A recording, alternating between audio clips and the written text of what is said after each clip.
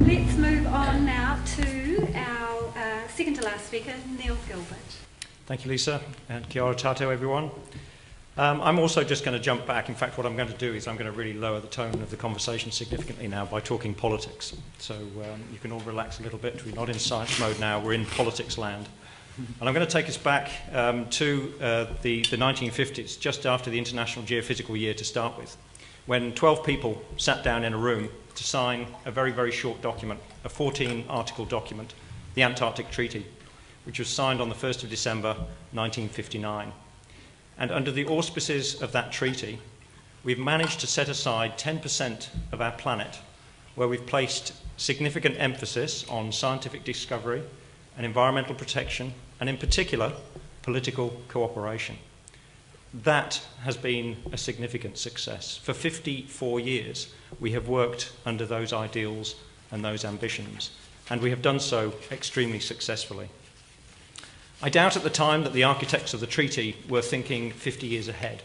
I'm not sure that they anticipated the need to negotiate a seals convention, a fisheries convention, and a mining convention.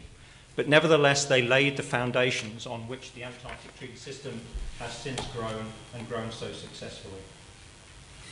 But as many empires, governments, and financial institutions will attest, past achievements are no guarantee of future success.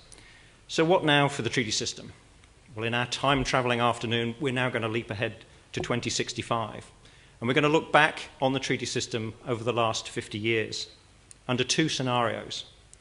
In the first, we're looking back at a moribund Antarctic treaty system, a system that's waned over time, lost confidence of parties and non-parties alike, a system that's on the verge perhaps of being taken over by the United Nations. How on earth did we get to this point? Well, as we know, Antarctica is a very expensive place to do research. And in the early stages, governments began to reduce their operational and scientific Antarctic budgets.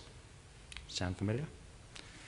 They preferred instead to reprioritise their science spend on addressing domestic and including climate change challenges. Rising fuel prices and increasing financial pressure saw a desire from governments to demand greater economic return from their Antarctic investment, and a gradual shift towards a more economically oriented regime began.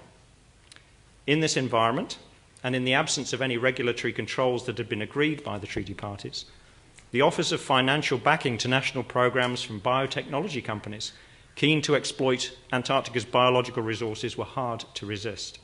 Some national programs began to devote much of their research to bioprospecting activities. The tourism debate dragged on and on, with no meaningful regulatory controls put in place. In the meantime, the industry expanded and significantly diversified. And in doing so, its political influence on decision-making of the treaty became harder to ignore. The establishment of land-based tourism facilities, including golf courses, made it the largest commercial activity in Antarctica, even more so than fishing. And in the background, the insidious climate-driven change in Antarctic environments, the establishment of invasive non-native species, increasing human presence and impacts, and the inability of the parties to keep pace with appropriate management and governance responses saw the intrinsic values of Antarctica, including its value as a largely unspoiled global laboratory, to rather quickly diminish. With the proposition of Antarctica as a natural reserve devoted to scientific research somewhat eroded, and with increasing external pressures from non-party states to re-examine the governance of Antarctica, a conference to review the protocol and its mineral resource prohibition was initiated in 2048. Years of debate followed, no resolution was achieved, and inevitably calls within the UN for a review of future governance of Antarctica were taken up. In the second scenario, we look back on the Antarctic Treaty System that's remained true to its three pillars of past success: peaceful cooperation, scientific discovery, and environmental stewardship, and a system that has demonstrated agility and responsiveness to the changes in its operating context. The logistical and funding challenges faced by national programs were responded to through the establishment of truly cooperative arrangements, including joint research facilities. The tourism debate that plagued the system for decades was addressed through the adoption of a robust regulatory regime, a seventh annex to the Environmental Protocol. But innovatively, a joint policy industry body was established to oversee tourism regulation, as well as to raise and manage funds from tourism to support human impacts-related research and management. A new convention was added to the suite of the Antarctic Treaty System, the Conservation of Antarctic Biodiversity Convention. It was negotiated successfully and enhanced protection measures for native biodiversity, increased the controls on managing the risks of non-native species incursions, and also addressed the issue of bioprospecting. The benefit sharing regime that it introduced generated significant funds that were reinvested into science, environmental management, and support for new treaty members. In responding to significant environmental change, the parties and SCAR together established regional management groups under the auspices of the Committee for Environmental Protection. They were charged with developing regionally focused research, monitoring, and response strategies. And in the 2050s, the UN declared the Decade of Antarctica, which culminated in the 5th International Polar Year of 57 to 59, with global celebrations of the 100th anniversary of the signing of the Antarctic Treaty.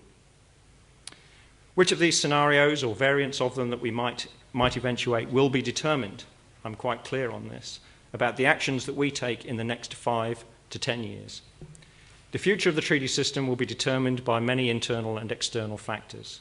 Key amongst them will be whether or not at least the majority of the parties wish to retain and uphold the values of Antarctica as a natural reserve devoted to peace and science.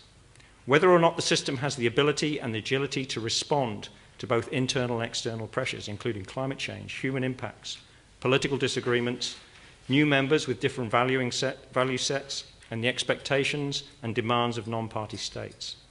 And whether or not there remains the political desire on behalf of treaty governments to continue to invest in Antarctica and the treaty system.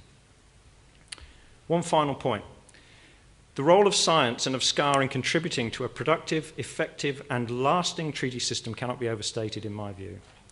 It's imperative that we continue to value Antarctica for the opportunity it provides to undertake research that is best done or can only be done in Antarctica. But that also requires the research community to provide scientific support for environmental management initiatives.